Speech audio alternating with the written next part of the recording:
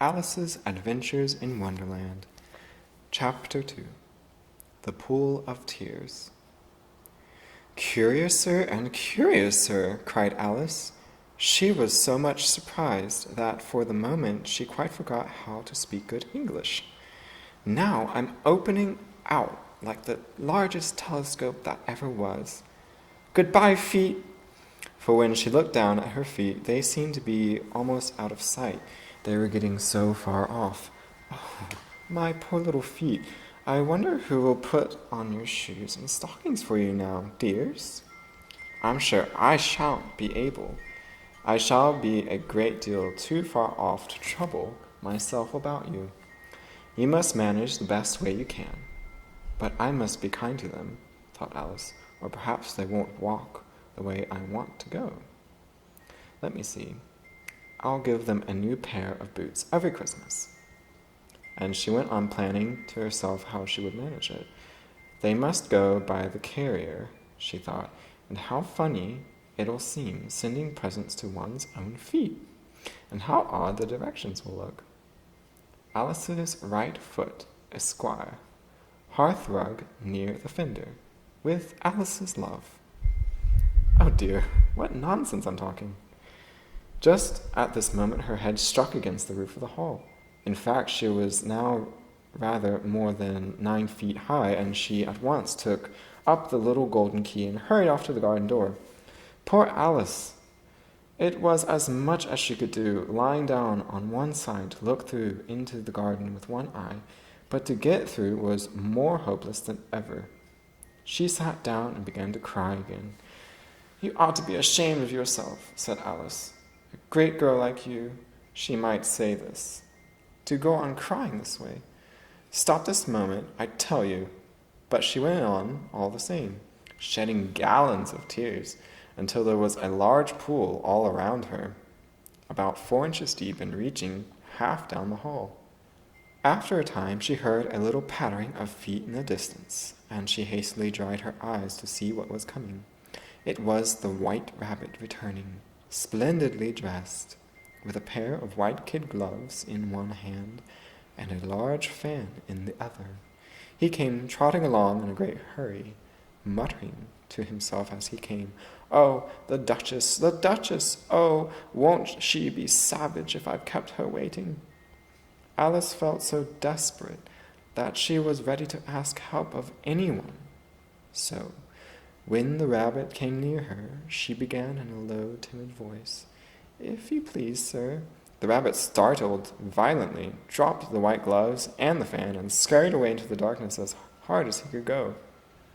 Alice took up the fan and gloves, and as the hall was very hot, she kept fanning herself all the time she went on talking. "Dear, dear, how queer everything is today, and yesterday things went on just as usual. I wonder if I've been changed in the night. Let me think. I was the same when I got up this morning. I almost think I can remember feeling a little different. But if I'm not the same, the next question is, who in the world am I? Ah, that's the great puzzle." And she began thinking over all the children she knew that were of her own age to see if she could have changed for any of them. "I'm sure I'm not Ada," she said, "for her hair goes in such long ringlets, and mine doesn't go in ringlets at all. And I'm sure I can't be Mabel, for I know all sorts of things, and she knows such a very little. Besides, she's she and I'm I. And, oh dear, how puzzling it all is. I'll try if I know all the things I used to know. Let me see. 4 times 5 is 12, and 4 times 6 is 13, and 4 times 7 is... Oh dear, I shall never get to 20 at that rate. However, the multiplication table don't signify. Let's try geography. London is the capital of Paris, and Paris is the capital of Rome, And Rome, no, that's all wrong, I'm certain. I must have been changed for Mabel. I'll try and say, how doth the little, and she crossed her hands in her lap, as if she were saying lessons, and began to repeat it. But her voice sounded hoarse and strange, and the words did not come the same way they used to do. How doth the little crocodile improve his shining tail, and pour the waters of the Nile on every golden scale? How cheerfully he seems to grin, how neatly spreads his claws, and welcomes little fishes in with greatly smiling jaws. I'm sure those are not the right words, said poor Alice, and her eyes filled with tears again as she went on. I must be Mabel after all, and I shall have to go and live in that poky little house, and have next to no toys to play with, and oh, ever so many lessons to learn. No, I've made up my mind about it. If I'm Mabel, I'll stay down here. It'll be no use their putting their heads down and saying, come up again today, dear. I shall only look up and say, who am I then? Tell me that first, and then, if I like being that person, I'll come up. If not, I'll stay down here till I'm somebody else. But, oh dear, cried Alice, with a sudden burst of tears, I do wish they would put their heads down. I am so tired of being all alone here. As she said this, she looked down at her hands, and was surprised to see that she had put on one of the rabbit's little white kid gloves while she was talking. How can I have done that? She thought. I must be growing small again.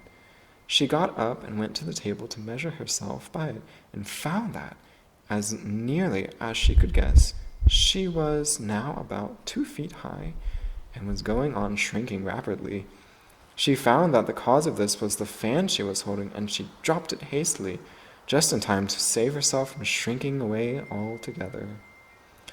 That was a narrow escape, said Alice, a good deal frightened at the sudden change, but very glad to find herself still in existence.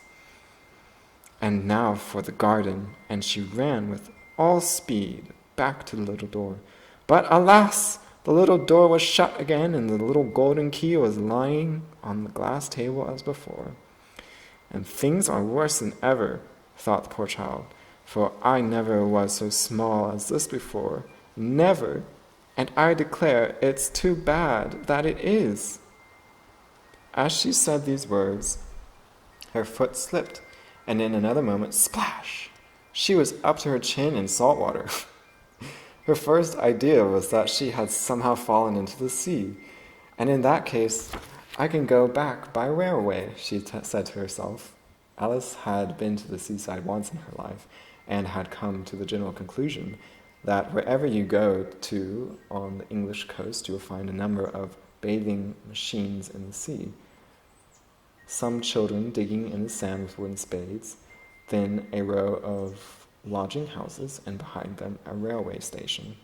However, she soon made out that she was in the pool of tears which she had wept when she was 9 feet high.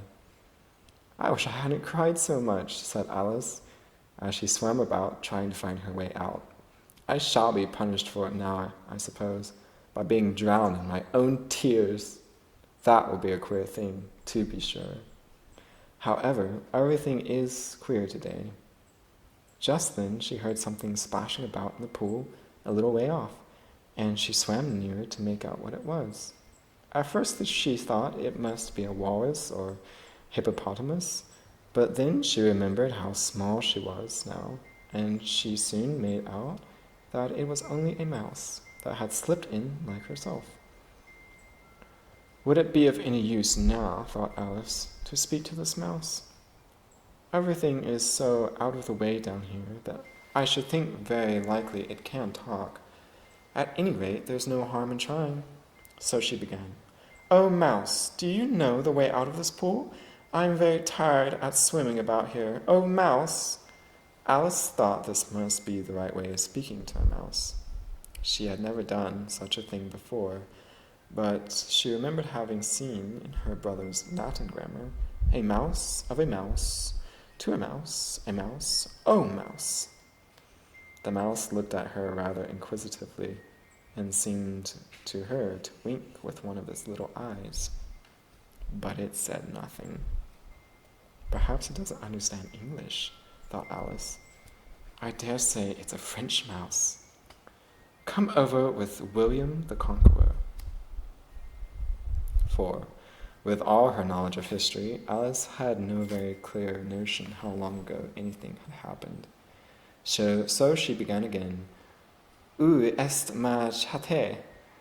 Which was the first sentence in her French lesson book. The mouse gave a sudden leap out of the water and seemed to quiver all over with fright. Oh, I beg your pardon, cried Alice hastily, afraid that she had hurt the poor animal's feelings. I quite forgot you didn't like cats. Not like cats, cried the mouse in a shrill, passionate voice. Would you like cats if you were me? Well, perhaps not, said Alice in a soothing tone. Don't be angry about it. And yet I wish I could show you our cat, Dinah. I think you'd take a fancy to cats if you could only see her. She is such a dear, quiet thing, Alice went on, half to herself, as she swam lazily about in the pool. And she sits purring so nicely by the fire, licking her paws and washing her face. And she is such a nice, soft thing to nurse. And she's such a capital one for catching mice. Oh, I beg your pardon, cried Alice again, for this time the mouse was bristling all over, and she felt certain it must be really offended. We won't talk about her any more, if you'd rather not. We indeed, cried the mouse, who was trembling down to the end of its tail. As if I would talk on such a subject. Our family always hated cats. Nasty, low, vulgar things. Don't let me hear the name again. I won't indeed, said Alice, in a great hurry to change the subject of conversation. Are you fond of dogs? The mouse did not answer, so Alice went on eagerly. There is such a nice little dog near our house, I should like to show you. A bright little-eyed terrier, you know, with, such long curly hair, and it'll fetch things when you throw them, and it'll sit up and beg for its dinner, and all sorts of things. I can't remember half of them. And it belongs to a farmer, you know, and he says it's so useful, it's worth £100. He says it kills all the rats, and, oh dear, cried Alice in a sorrowful tone, I'm afraid I've offended it again. For the mouse was swinging away from her as hard as it could go, and making quite a commotion in the pool as it went. So she called softly after it, Mouse, dear, do come back again, and we won't talk about cats or dogs either, if you don't like them. When the mouse heard this, it turned around and swam slowly back to her. Its face was quite pale with passion, thought Alice, and it said in a low, trembling voice, Let us get to the shore, and then I'll tell you my history, and you'll understand why it is I hate cats and dogs. It was high time to go, for the pool was getting quite crowded with the birds and animals that had fallen into it. There was a duck, and a dodo, a lory, and an eaglet, and several other curious creatures. Alice led the way, and the whole party swam to the shore. End of chapter 2.